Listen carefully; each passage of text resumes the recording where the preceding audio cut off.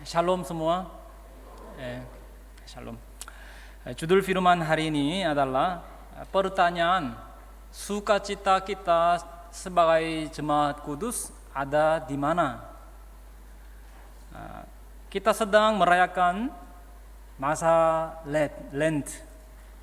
Masa Lent adalah kurun waktu kita menahan semuanya dalam hal makan, entertainment, dan yang lainnya. Dibandingkan senang-senang, harus lebih mengintrospeksi diri dan bertobat. Jika ada orang yang dibenci, saya harap saudara-saudara di masa Lent ini bisa berdamai, berbaikan dengan orang tersebut. Kalau begitu pertanyaannya, sukacita kita jemaat kudus itu ada di mana? Kalau lihat Alkitab, hal yang bisa menjadi sukacita itu ada berbagai macam. Kita bisa lihat pertemuan kembali antara Yakub dan Esau adiknya yang dulu berpisah oleh karena hak kesulungan. Dikatakan betapa sukacitanya sampai belum bicara mereka saling mereka berpelukan dan menangis dulu. Kejadian 33 ayat 4. Tetapi Esau berlari mendapatkan dia, didekapnya dia, dipeluk lehernya dan diciumnya dia, lalu bertangis-tangisanlah mereka.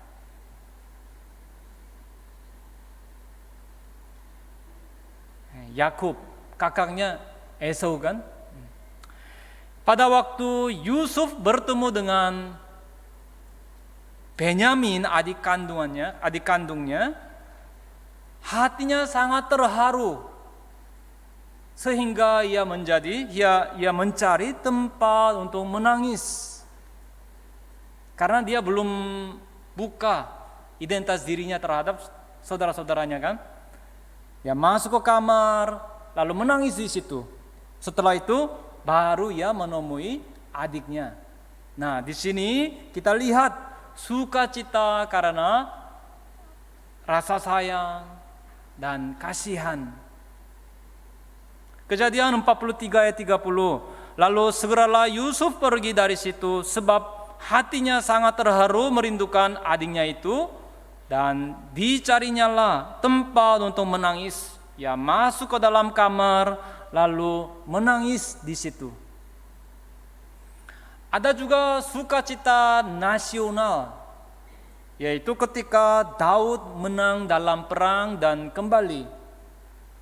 Daud membunuh orang Filistin dan sedang kembali bersama dengan banyak tentara juga beserta dengan Saul.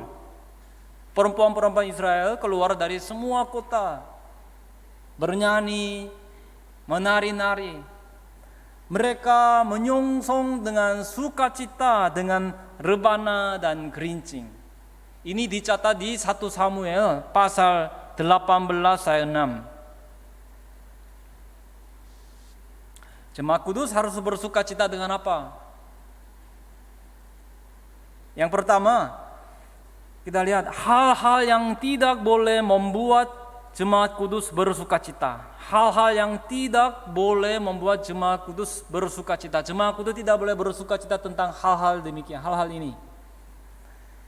Pasti ada banyak hal yang jemaat-jemaat kudus tidak boleh untuk bersukacita. Dari antaranya ada hal-hal yang harus diwaspadai oleh orang-orang yang percaya Allah. Poin 1, dikatakan tidak boleh bersukacita tentang musuh hancur dan rebah. Amsal 24 ayat 17. Jangan bersukacita kalau musuhmu jatuh. Jangan hatimu beria-ria kalau ia terperosok. Misalnya, Musuh kita sedang berjalan dengan membawa keledai pengangkut barang. Lalu keledainya jatuh rebah. Bagaimana saudara kita saat-saat itu?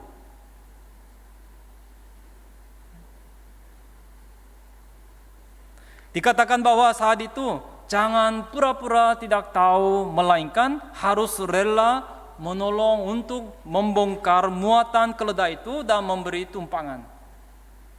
Keluaran 23 ayat 5, apabila engkau melihat rebah keledai musuhmu karena berat bebannya, maka janganlah engkau enggan menolongnya. Haruslah engkau rela menolong dia dengan membongkar muatan keledainya.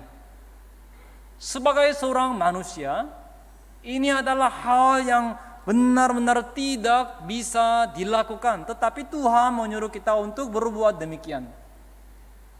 Poin 2, pada waktu Harun dan umat Israel membuat patung lembu dan menyembah di hadapannya serta bersukacita atas apa yang mereka buat dengan tangan mereka, tetapi Allah tidak bersukacita akan hal itu.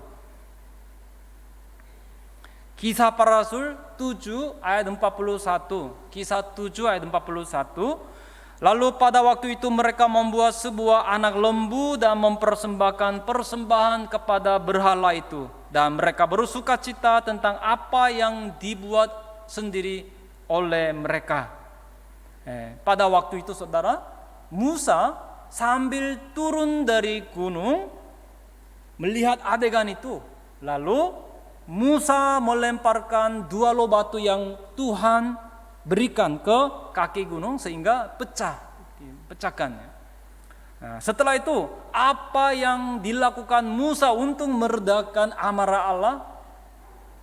Allah menyuruh orang-orang yang berada di pihak Allah untuk membunuh 3.000 orang yang menyembah berhala.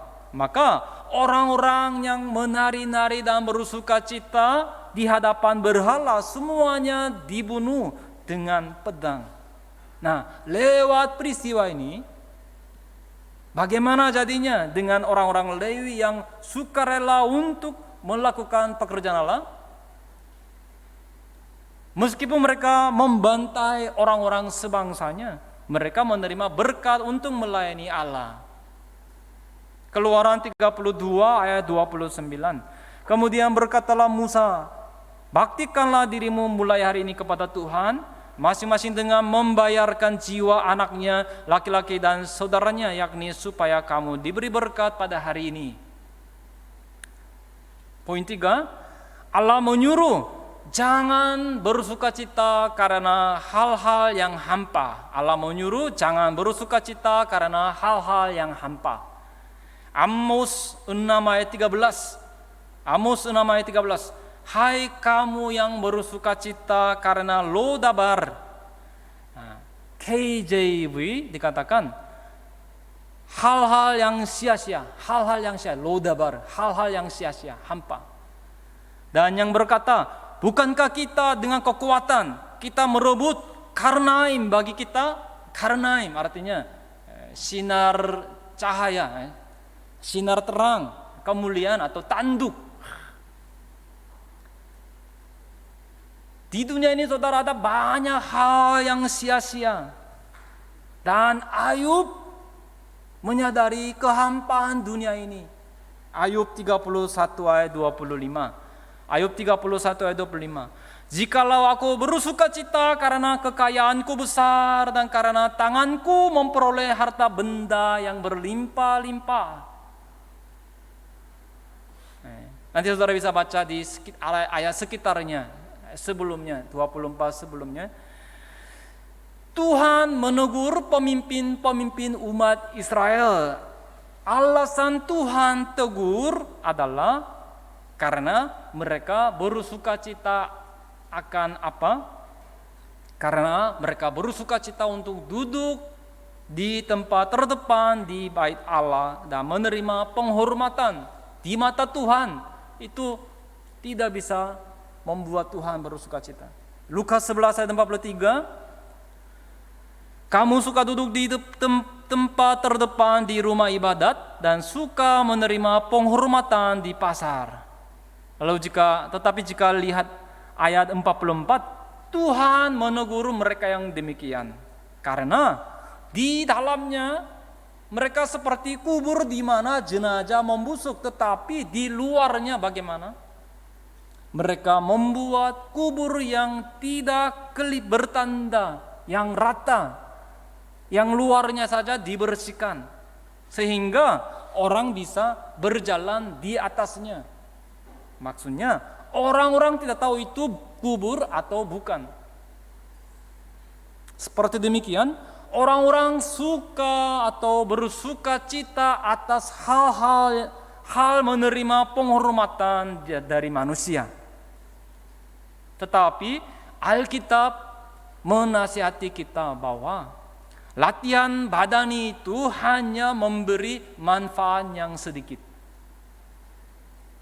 Kemuliaan medali emas pun tidak bisa disimpan selama-lamanya. Kuasa, nama baik, dan kemuliaan dari manusia itu sangatlah singkat. Maka Nabi Yesaya berkata bahwa Nabi Yesaya berkata bahwa umat Israel menyukai naungan di bawah pohon tarbantin, dan ia berkata bahwa mereka melakukan percabulan di bawah naungan pohon itu dan bersukacita. Tetapi dikatakan Allah di Yesaya 1 ayat 29 sampai 31 bahwa mereka akan mendapat malu oleh karena pohon tarbantin itu. Saudara-saudaraku yang terkasih, jika ada kasih itu tidak bersukacita karena ketidakadilan atau ketidakbenaran. 1 Korintus 13 ayat 6, ia tidak bersukacita karena ketidakadilan tetapi karena kebenaran.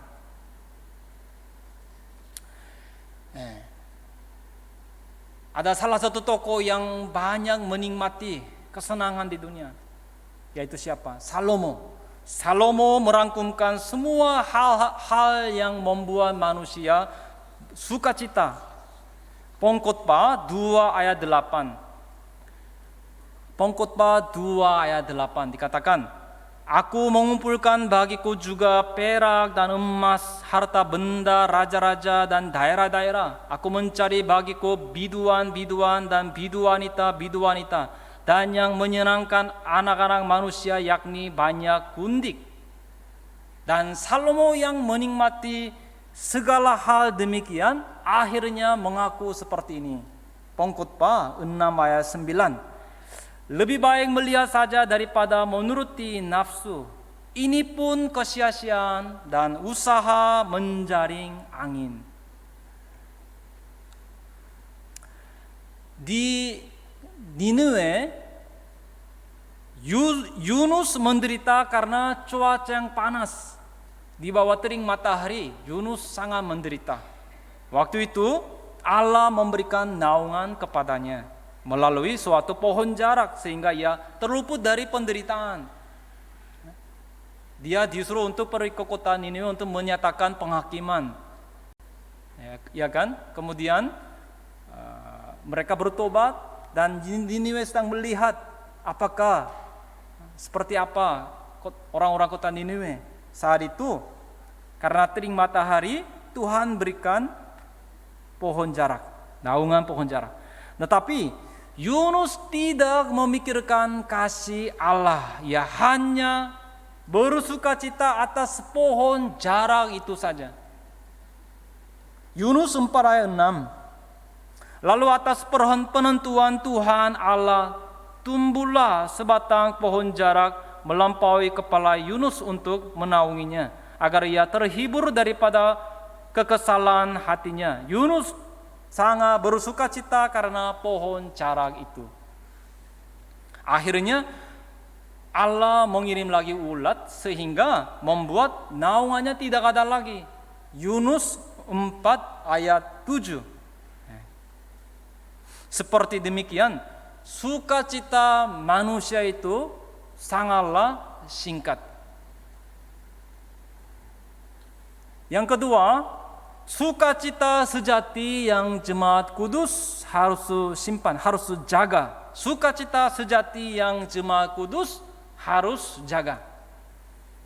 Jika kita lihat isi pembacaan hari ini, ada orang-orang yang percaya Yesus dan diutus oleh Yesus. Mereka adalah 70 orang murid. Situasinya mereka baru saja kembali setelah menginjil. Nah, mereka melaporkan kepada Tuhan. Seperti apa? Tuhan, juga setan-setan takluk kepada kami demi nama-Mu. Mereka melakukan kuasa-kuasa sehingga setan-setan ditaklukkan. Mereka sangat mengherankan dan dengan senang hati mereka sedang melaporkan kepada Tuhan Yesus. Di sini kita bisa lihat bahwa murid-murid menyebut juga setan-setan. Kata juga bahasa Yunaninya kai. Itu dipakai sebagai kata hubung atau kata sifat. Di sini dipakainya sebagai kata sifat, yaitu bahkan. Kalau lihat fakta demikian, jadi bagaimana penginjilan mereka, saudara? Bagaimana penginjilan mereka?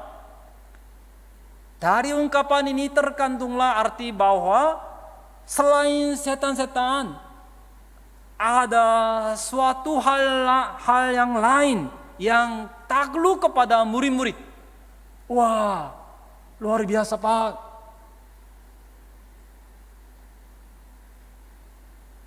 Melalui pengalaman demikian, bagi murid-murid ada sukacita, saudara, sukacita. Waktu itu, apa yang Tuhan katakan kepada murid-murid yang sedang bersukacita? Coba saudara perhatikan ayat 20, Lukas 10 ayat 20. Namun demikian, janganlah bersukacita karena roh-roh itu takluk kepadamu, tetapi bersukacitalah karena namamu ada terdaftar di surga. Firman ini adalah firman yang penuh arti yang diberikan kepada murid-murid yang sedang penuh sukacita tahap pertama. Firman ini merupakan janji yang kekal dari Tuhan serta perintah mutlak dari Tuhan.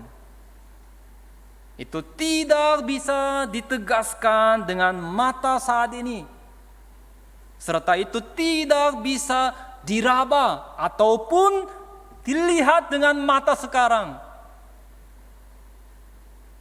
tetapi hanya bisa dilihat dengan iman dan dijadikan milik diri kita hanya dengan iman.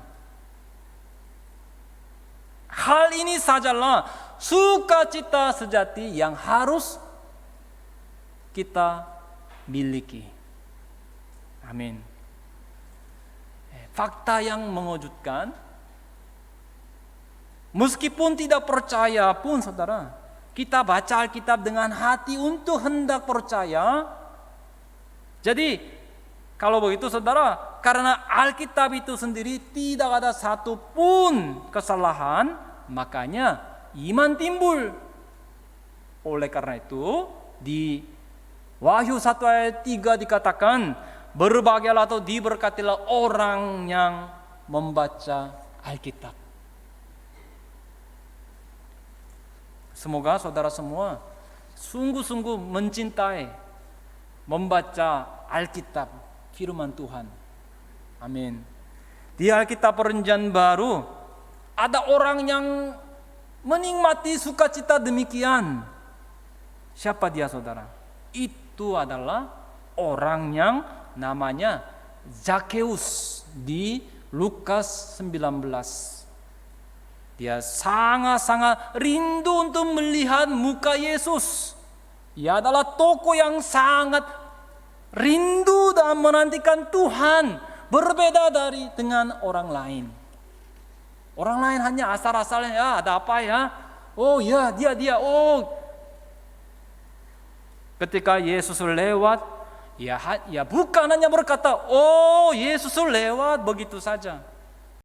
Tetapi ya dengan teliti, dengan seksama, dengan penuh perhatian, mengamati dan meneliti Yesus. Saudara-saudara, hari ini juga, meskipun kita katakan kita menjalani kehidupan iman dengan baik, namun ada juga banyak orang yang tidak penuh perhatian.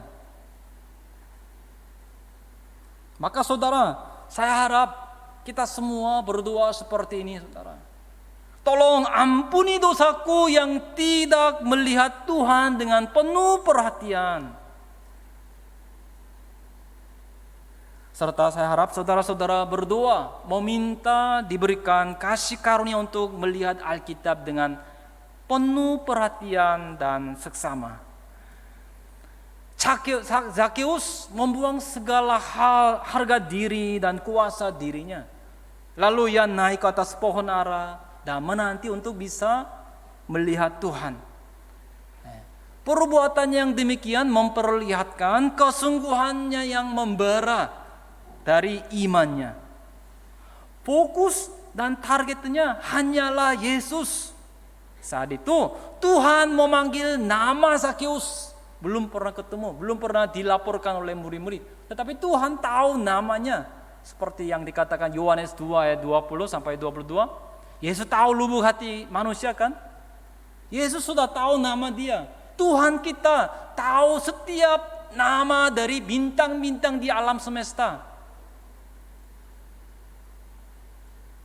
Tuhan kita bisa menghitung jumlah rambut kita. Saudara tidak bisa menghitung kan? Tuhan menghitung semuanya. 1, 2, 3, 4, 5.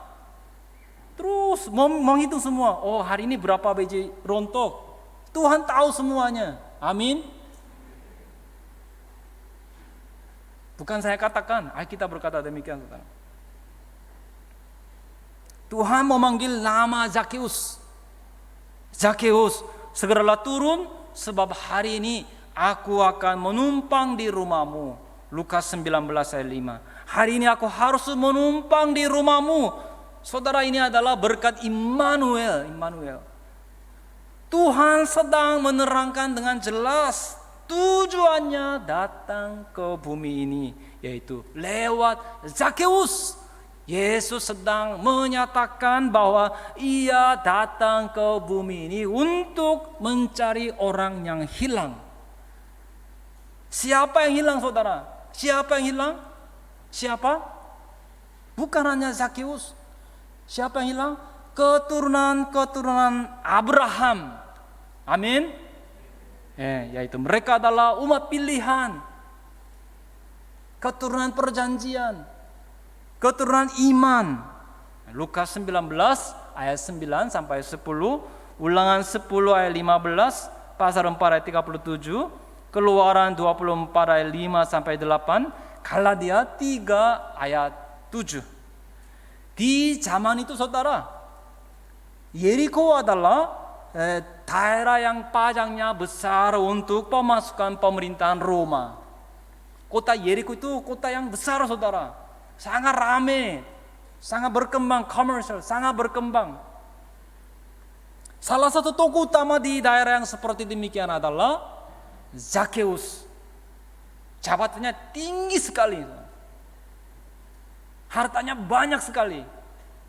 Maka orang-orang Yahudi menganggap para pemungut cukai yang seperti demikian sebagai hamba atau budak dari kerajaan Roma.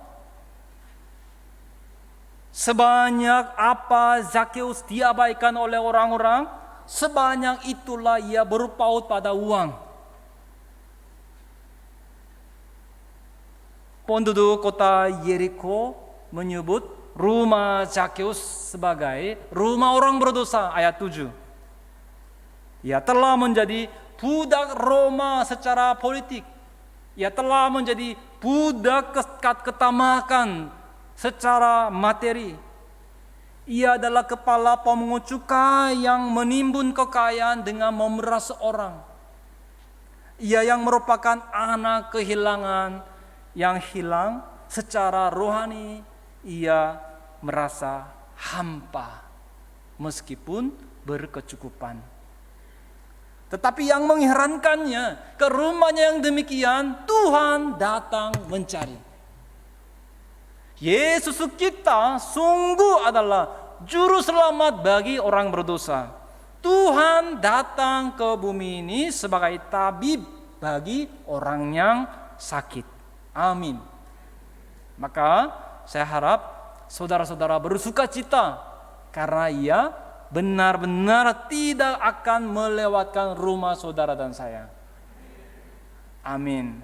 Zakeus, segeralah turun sebab hari ini aku harus menumpang di rumahmu. Saat itu betapa senangnya Zakeus, ayat 6. Lukas 19 ayat 6. Lalu Zakeus segera turun dan menerima Yesus dengan sukacita. Menerima Yesus dengan sukacita. Menerima Yesus dengan sukacita. Karena Zakeus sangat bersukacita, ia menyambut Tuhan ke rumahnya. Ayat 9, kata Yesus kepadanya, hari ini telah terjadi keselamatan kepada rumah ini, karena orang ini pun anak Abraham. Sukacita yang Zakeus jaga itu adalah sukacita sejati yang harus kita miliki hari ini, saudara. Amin. Kelahiran Yesus di Lukas pasal 2 ayat 10 disebut sebagai apa? Lukas 2 ayat 10. Hari yang luar biasa kan? Hari yang harus diingatkan. Sesungguhnya aku memberitakan kepadamu sukacita besar untuk seluruh bangsa. Saya percaya bahwa Yesus adalah berita yang baik dari sukacita besar yang tak terucapkan bagi seluruh umat manusia. Amin. Kesimpulan, saudara, nama adalah tanda untuk membedakan serta sosok itu sendiri. Ini pohon, ini tanaman, ini meja, mikrofon. Ada nama untuk oh ini mikrofon, bisa membedakan kan? Tapi juga itu memiliki makna, sifat itu sendiri, atribut itu sendiri, sosok itu sendiri. Ada firman di Perjanjian Lama bahwa Allah akan mendaftar bangsa-bangsa, yaitu menghitung jumlah dan mencatat nama orang-orang.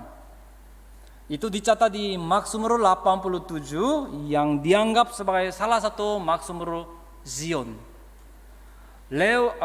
Latar belakangnya, ketika umat Israel kembali dari kehidupan penawanan Babel, tapi setelah pulang dan saat memulihkan bait suci yang roboh, mereka berhadapan dengan banyak kesulitan. Saat itu Mazmur yang dinyanyikan supaya umat Israel tidak putus asa dan memberi semangat, itulah Mazmur 87. Dikatakan di Yesaya 2 ayat 2 sampai 3 bahwa di Sion yang didirikan oleh Yang Maha Kuasa, Maha Tinggi, firman keselamatan akan dinyatakan. Waktu itu seluruh bangsa di dunia akan lahir kembali sebagai umat yang percaya Allah. Saya baca Mazmur 87 ayat 4. Aku menyebut Rahab dan Babel di antara orang-orang yang mengenal aku. Bahkan Filistina, Tirus dan Ethiopia ini dilahirkan di sana. Nah, negara-negara yang disebutkan tersebut adalah negara yang mengganggu dan memusuhi umat Israel sejauh itu. Tetapi mereka pun apain saudara? Mereka pun akan mengakui bahwa mereka dilahirkan di situ di Sion. Ayat 5. Tetapi tentang Sion dikatakan seorang demi seorang dilahirkan di dalamnya dan Dia yang Maha Tinggi menegakkannya. Ayat 6. Tuhan menghitung pada waktu mencatat bangsa-bangsa ini dilahirkan di sana. Kalau Alkitab Korea, orang ini dilahirkan di sana, orang ini dilahirkan di sana. Selah. Nah, apa maksudnya? Menghitung pada waktu mencatat bangsa-bangsa, yaitu Allah akan mencatat orang-orang yang diselamatkan di kitab kehidupan. Sebagai referensi, Wahyu 20 ayat 12, 15, pasal 21 ayat 27, Filipi pasal 4 ayat 3. Dan Allah akan menghitung semuanya tanpa terlewatkan satupun. Saya berdoa dan memberkati dalam nama Tuhan Yesus agar bagi saudara semua ada sukacita yang mana nama saudara dicatat di kitab kehidupan. Amin. Saudara-saudaraku yang terkasih, dunia ini adalah tanah di mana kita akan tinggal untuk sementara lalu akan ditinggalkan. Di dunia yang seperti ini bisa saja jemaat kudus nama kita kan saudara, jemaat kudus namanya terlihat remeh, tidak wah. Tetapi di kerajaan Allah yang kekal, nama jemaat kudus tidak akan pudar, melainkan akan terus tercatat.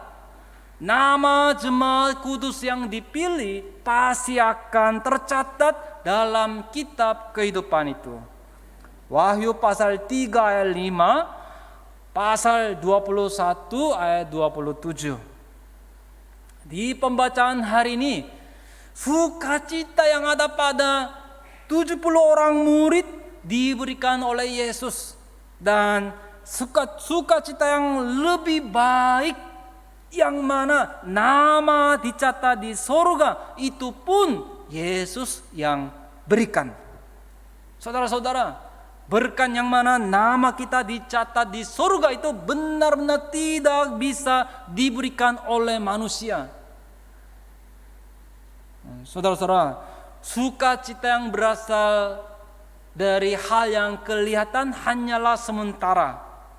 Kalau begitu, seperti apa sukacita dari jemaat kudus Gereja Bukit Sion hari ini? Apakah itu adalah sukacita karena terharu akan fakta bahwa nama-nama kita sudah dicatat di kitab kehidupan? Di kitab kehidupan Allah? Amin. Semoga saudara semua setiap hari menjaga sukacita demikian dan merasakannya secara pasti di setiap harinya. Pada akhirnya saya sungguh berdoa dan memberkati dalam nama Tuhan Yesus agar saudara semua mengingat fakta bahwa itulah sukacita tertinggi yang dapat kita nikmati di dunia ini dan bisa menjalani kehidupan yang menang. Amin. Mari kita berdoa.